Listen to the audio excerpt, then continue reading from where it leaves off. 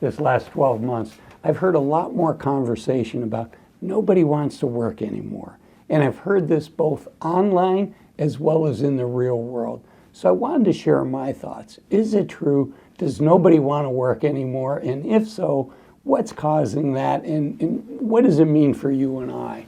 So unfortunately, recently there was a survey done by Gallup, and it shows that only 1 in 5 Americans likes their job. And that is at an all-time low. And I want to go over this. The article is The Great Detachment. It just came out in December of 2024. Why employees feel stuck. And this is the survey. And you can see it's that lower chart there, how many people are really satisfied with their job. And you can see, it's hovered at about 30% for the last decade. And then sometime during the pandemic, it started to go down. And now it's at an all-time low at 18%, less than 1 in 5. And then if you look at how many people are actively looking for a new job, that's near a 10-year high as well. Over half of people are currently looking for a new job. And I don't know if that's your situation or not as well. When it's over half, clearly a lot of people watching this video are actively looking for a new job. So, if unemployment is 4.2%, and people are saying, gee, nobody wants to work anymore, and you see a lot of help wanted signs out there. So what is causing this? And first off, is it true? So this is the labor force participation rate. This is put out by the Federal Reserve. And you can see before COVID, which was that big shock down, before COVID, we were at about 63%, and we've kind of bounced back pretty close to where we were before. But if you look at this chart broken out by men, you can clearly see that there's a gap of about 2 percentage points. Fewer men are wanting to work now, are participating in the labor force. Now, the participation rate means, these are people that are either working or would like to work, and they're actively looking for a job. And that's why I said, I've chosen not to work in the labor force. So I know we're all feeling like companies are trying to do things better, faster, cheaper, and that puts a lot of pressure on us. And I know a lot of us are feeling more work now than ever in our careers. But it's interesting. If you go back to the 1980s, you can see in the United States, the average worker worked just a tad over 2,000 hours. And that's come down to just a tad under 1,900 hours. And I suspect the difference there is a little more vacation. So that's a 5% difference. And if you look at the most overworked countries in 1980, that was Germany, and they're down almost 20% to the point where now they work over 100 hours less than Americans. And in Japan, they were working over 2,100 hours. And now they're down to 1,900 hours. So right about where the U.S. is. And I think Japan has this reputation for the country that works the most. But you can see the U.S. is right up there with them. So, what's going on? Let's look at this article by CNBC. They have a division called Make It. And the article is called Burnout is on the Rise Worldwide, not just here in the U.S. And Gen Z, young millennials, and women are the most stressed. And the article says young millennials and Gen Z were raised with a lot of pressure to be high achievers. I think that's very true.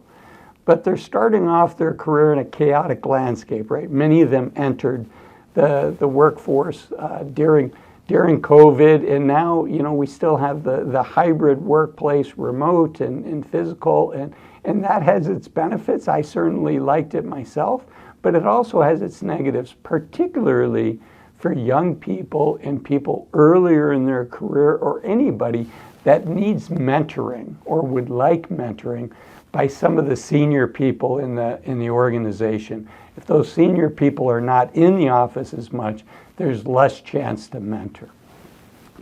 And that's what they mean by the chaotic landscape, where they have little autonomy and freedom to find meaningful, well-paid jobs, says Debbie Sorensen, a Denver-based psychologist. Workers under 30 are also more likely to have layoff anxiety, as newer, less experienced employees are often among the first to be targeted for job cuts. You know, that's one of the challenges in the U.S., right? I was a financial advisor for 22 years, and I worked in Utah. And every day of that 22 years, I was an at-will employee. Now, fortunately, I worked for a great company, and I didn't feel I had to worry about that.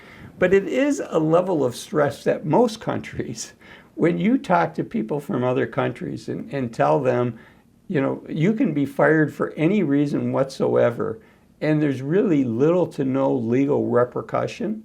People in Europe are shocked by that. People all over the world are kind of surprised by that, because usually there's some kind of agreement. You get a month of pay for every year of service. And yes, those things have its downside, but that's part of what leads to the stress, just constantly worrying that could you do something that might upset somebody, even with the best of intentions, and could that lead to, you know, you losing your livelihood and your ability to pay your mortgage and also have your health care insurance.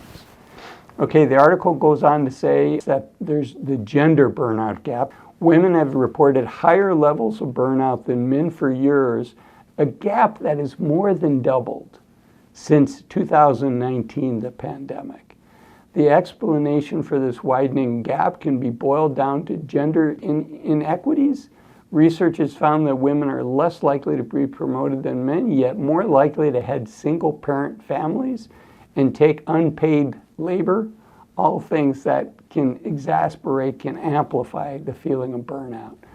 We have not had time to recover from the trauma of what we've been through over the last few years, Sorensen says. Women and young people in particular are putting themselves in an immense amount of pressure on keeping themselves to keep going, keep working, no matter the cost. Returning to the Gallup report that we talked about earlier, they talk about what's causing employees to detach from their jobs. They really break it down to 4 things. The first one is just the pace of change, rapid organizational changes. There's still some growing pains from the hybrid remote setup, right? In some ways it's wonderful. In some ways it does cause some challenges that were not there when we were all in the office together at the same time. They also say that customers' expectations of them are higher than ever.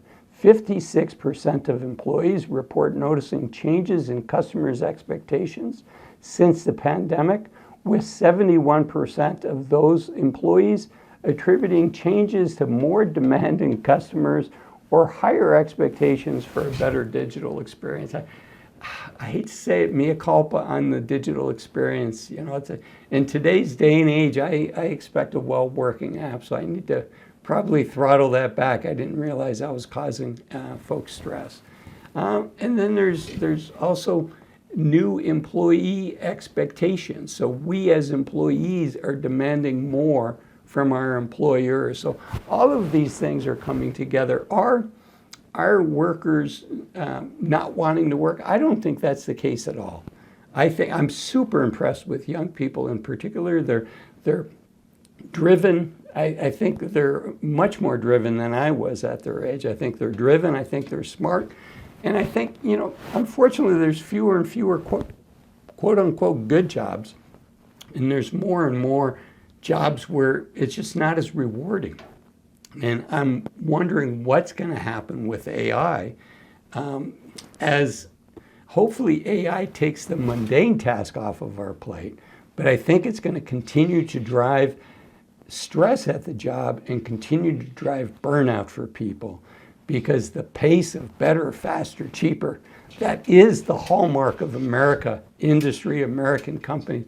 I think that pace is going to continue to accelerate for the next decade.